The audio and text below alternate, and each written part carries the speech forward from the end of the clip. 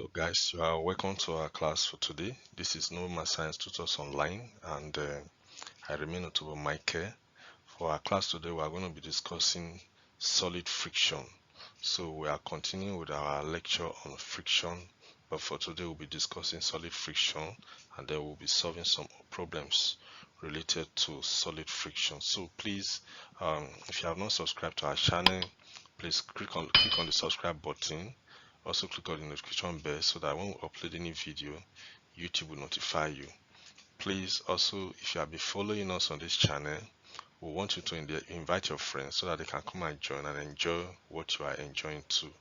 Alright, so we are bringing physics class to your very doorstep. Okay, so we also encourage you or enjoy you to please give us a like and a thumbs up. If you have any comment, put it on the comment section and we'll always read your comments and then act accordingly. Please, you can also reach us on the WhatsApp number that is showing right on your screen. So please get your writing materials and then get settled for this class. Okay, so welcome to the class for today.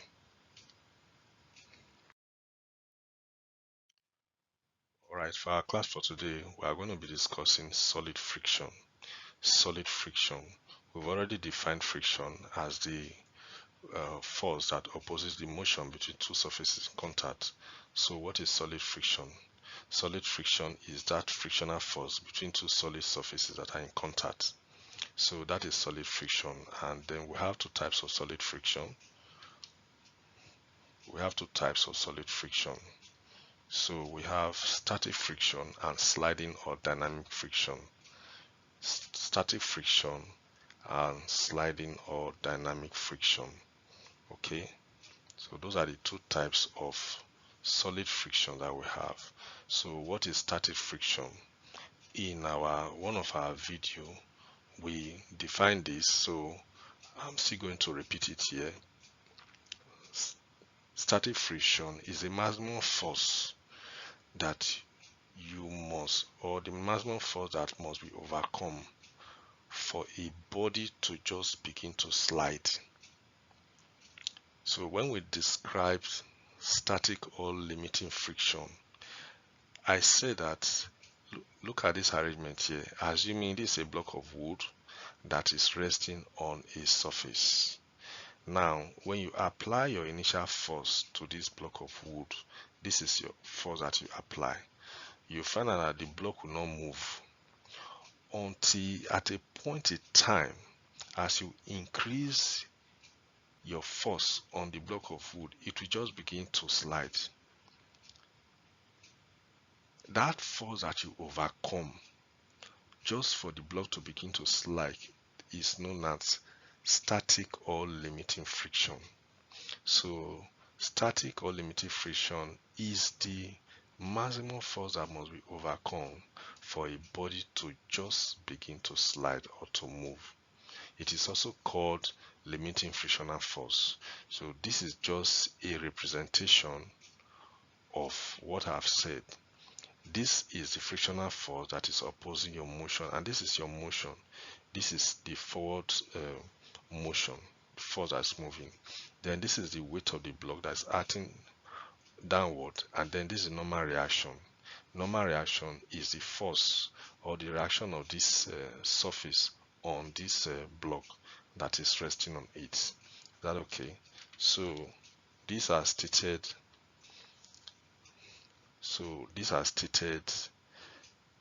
That Fa, it is the applied force. This Fm is the moving force, assuming these blocks start to move. Then this is your limiting frictional force, the normal reaction, and then the width of the block. Right? So what are the equations of friction? Equation of friction. Okay. Considering the arrangement that we had before, this is the same arrangement that we still have here. Okay, this is a block of wood. Then this is your force that is trying to pull the wood. Then this is the force that is opposing the motion. And then you have your normal reaction and then the width of the block. So from our definition of friction and from the laws of friction, we are told that limiting frictional force is directly proportional to the normal reaction. Limiting frictional force is directly proportional to the normal reaction. So which means that if F is your limiting frictional force and R is your normal reaction, so F is directly proportional to R. Okay, so mathematically this can also be written as F is equals to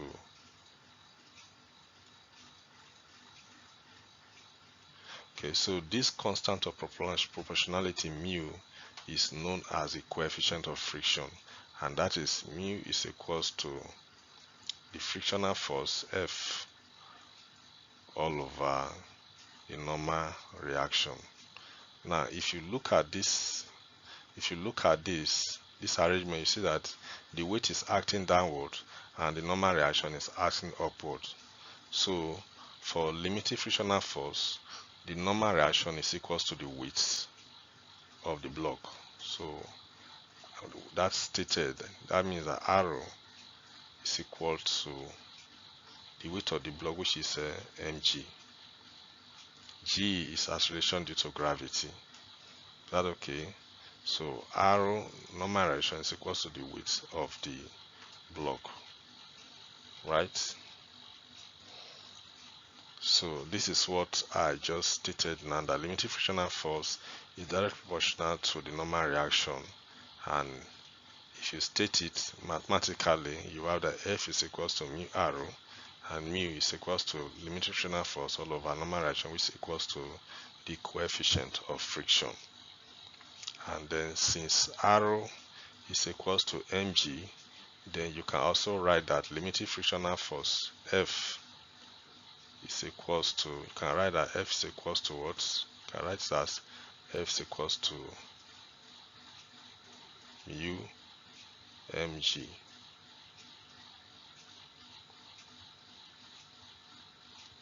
Okay, since mg is equals to R, you can also write it in that format like this, that F is equals to mu mg. Okay, so take note of this formula because we are going to use them now to solve some problem. So the normal reaction is equal to the weight of the block in this particular setting. Okay, in this particular setting. So we'll be solving some problems to drive home what we've discussed on this equation of friction.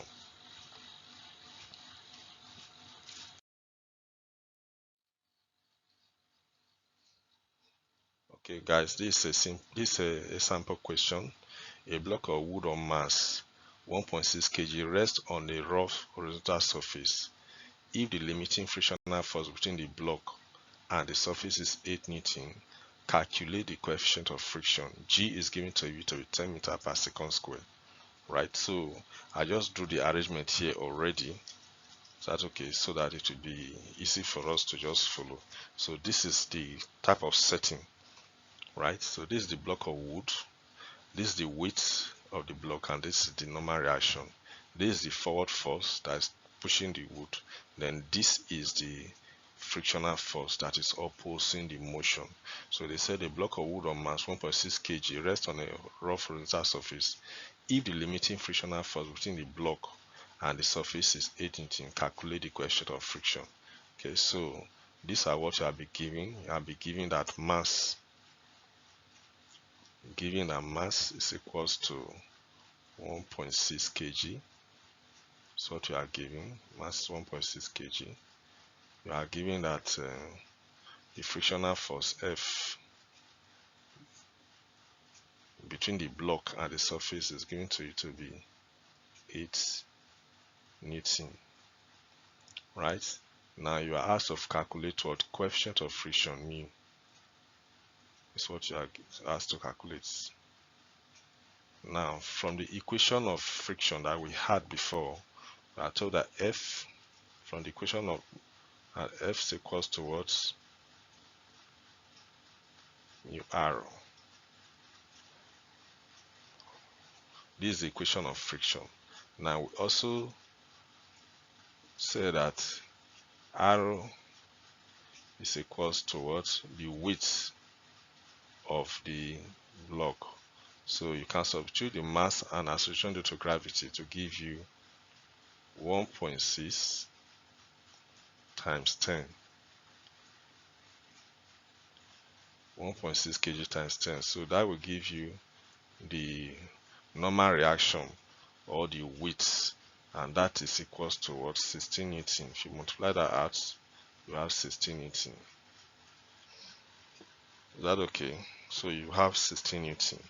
So if you now, for you to calculate the coefficient of friction, make the coefficient of friction the subject of the formula.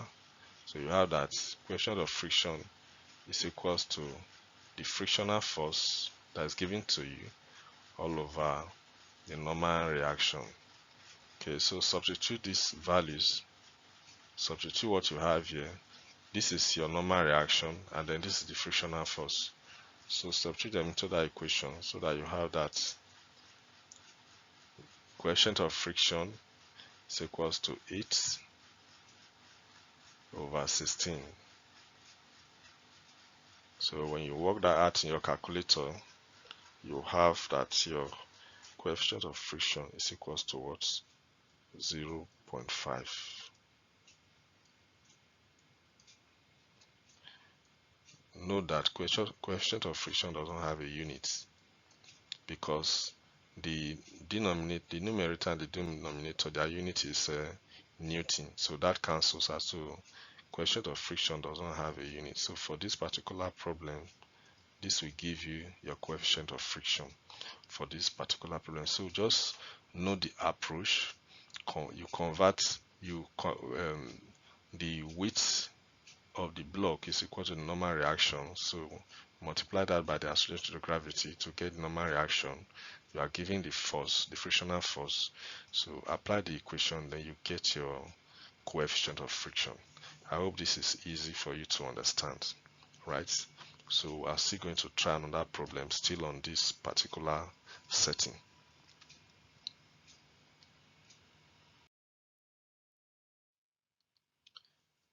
Right, so this is another sample problem. This one says, calculate the magnitude of the force required to just move a 20 kg object along a horizontal surface if the coefficient of friction is 0.2. Take g to be 10 meters per second squared. Okay, so this in this problem 2, here you are giving mass to be equal to 20 kg. Okay, then you are now giving the coefficient of friction. They are giving you the coefficient of friction. So you are asked to find the magnitude of the force required to just move the block. So here you are asked to find the frictional, the force. You are asked to find the force to just move the block. Don't forget that the force that will move this block will be equal to the frictional force, because the force must overcome the frictional force before the block will begin to move. So the force that will move this block will be equal to the frictional force. So from our equation, we have that F force is equals to coefficient of friction times normal reaction. Now normal reaction, we said normal reaction is equals to normal reaction arrow is equals to mg. So you can easily write that equation as F equals to coefficient of friction multiplied by mg. Okay, so if you substitute your values here into this particular equation, you will have that. Don't forget that g is given to you to be 10 meters per second squared. So you have that 0.2 multiplied by the mass, which is 20 kg, multiplied by 10 acceleration due to gravity. All right, so by the time you work this out, you're going to have, point that out from your calculator, I'm going to have 40 Newton as a force that is required to move the object that has a weight of 20 kg along the horizontal surface. So this is what you have as your final answer. So just see the way we went about solving this problem, so that when you have other problems that you can solve them. I will also encourage you to please try your hands on so many other problems in your various textbooks that you have, right? Okay, so this is how to solve this problem. I hope this one is also simple too.